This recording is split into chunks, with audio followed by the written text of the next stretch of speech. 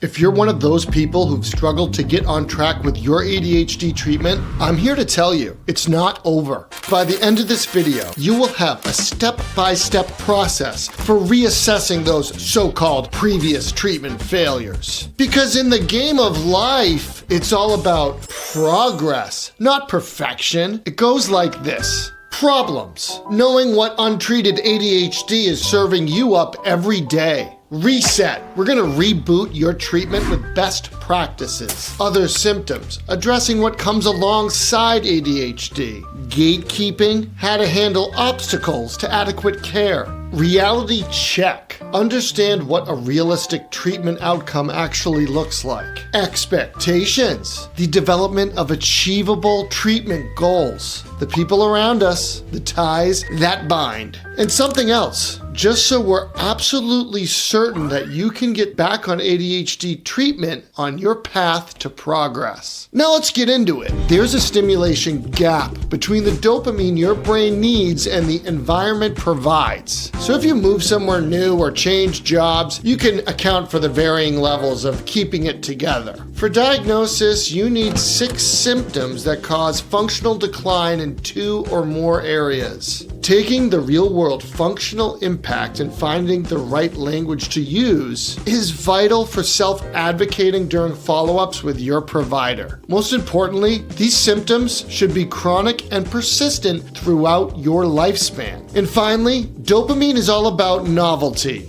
We can't get stimulation from the same thing indefinitely. It's time to hit the reset button. I know, it's annoying if you've been down this road before, but trust me, I've helped thousands of adult patients with ADHD navigate this exact path before. 75% of the time when I meet with a new patient with a history of unsuccessful ADHD treatment, this is going to be the answer. So let's just get down to the nitty-gritty. First line ADHD treatment is 2 stimulant medications, methylphenidate and amphetamine. Both are central nervous system stimulants that treat ADHD by activating dopamine pathways. So if you meet criteria for an ADHD diagnosis, we know with a very high degree of predictability that you will likely respond well to both medications. The key is finding the smoothest ride, which is always going to be in the form of an extended release capsule. This delays the absorption of the medicine, which allows for the medication to work throughout the day without it overwhelming your nervous system. So with ADHD medication, it's all about just right. Too little and you're tired. Too much, you're overstimulated. Take it upon waking at the same time every day. I check in after 1 month. In the first week, patients usually have some pretty exciting stories, but clinically, I'm going to need to hear week 3 and 4 to know how the medication is going to predictably work over time. Now, if I do follow up with a patient a month later and they still report good benefit and toleration, it is very likely that medication will continue to provide daily benefit for months and years to come. ADHD usually comes alongside other things. Now, the following distinctions are pretty important, so listen up. Because some of the symptoms can be confusing. You might be starting tasks, but if you're jumping from one thing to the next and getting grandiose ideas, but you really can't collect your thoughts, that's more likely mood irregularity. Then if you're having depressive swings and trouble sleeping, those are 2 more telltale signs that you're going to need to stabilize your mood before you continue to titrate ADHD medication. Okay, now we got ADHD symptoms versus depression. Fatigue and poor motivation are not ADHD symptoms, but they often surround ADHD. But don't get it twisted. You still want to use the ADHD symptom criteria to identify the symptoms that can actually be treated with ADHD medication. If you're struggling with poor motivation and fatigue, you're really going to want to figure out those problems first because they can often mask the ability for a stimulant medication to become effective. The truth of the matter is, oftentimes, if there are comorbid psychiatric or medical symptoms, the ADHD medication is going to be the last thing that's dialed in. Alright, I gotta talk about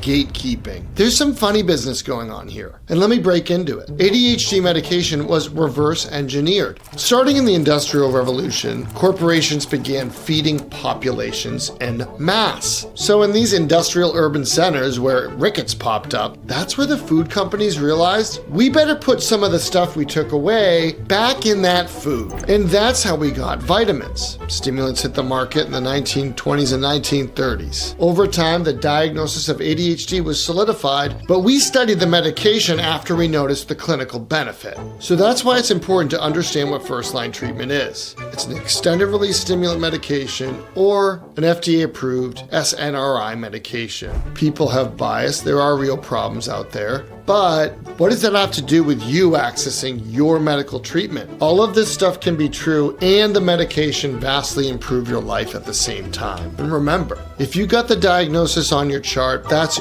your confidential information to take to another provider. You've already made it so far in your treatment journey. So just because you don't get the medication that you need doesn't mean you can't access it somewhere else. There's nothing wrong with a second opinion. So yeah, I'm going to encourage you to be a self-advocate. And I'm going to go ahead and encourage you to say, I'm curious, why am I not receiving the first-line most effective treatment for ADHD? The gates are kept for a reason, but if you have ADHD, they don't exist to keep you out. Okay, here we go. So why don't you pull up that ADHD diagnostic criteria again? Those are the symptoms that will be reliably treated. You're gonna blaze your own trail, because when medication brings your ADHD brain online, you get to discover what is possible. Previous rules don't apply anymore. So enjoy the discovery moment to moment, because there's just no telling what your brain can do when it has the support that it needs. But we're gonna have to set reasonable expectations. We're gonna do it right now. Think 1 year out, because anything more than that is just crazy talk. Where do you wanna be in 1 year professionally, socially, health-wise, and personal development? Now let's work backward. What's a reasonable goal that you can work toward for 3 months in each area? All right, I'm gonna give you an example. In 1 year, I hope to reduce clinical hours so I can spend more time working on the Focus Path YouTube channel. So let's get into 3-month goals. I'm thinking 100 videos and 1,000 subscribers. This month, I'm completing the survival modality series. And this week, I'm working on a script. So break it down like that for everything. Each week, you get a clean slate, reassess and readjust. This combats the dreaded plateau and gives your ADHD brain a sense of forward movement. The thing that impacts us the most is the thing we think about the least. As human beings, we're dependent on other people to grow and survive. And you have to respond to situations and circumstances based on how you feel.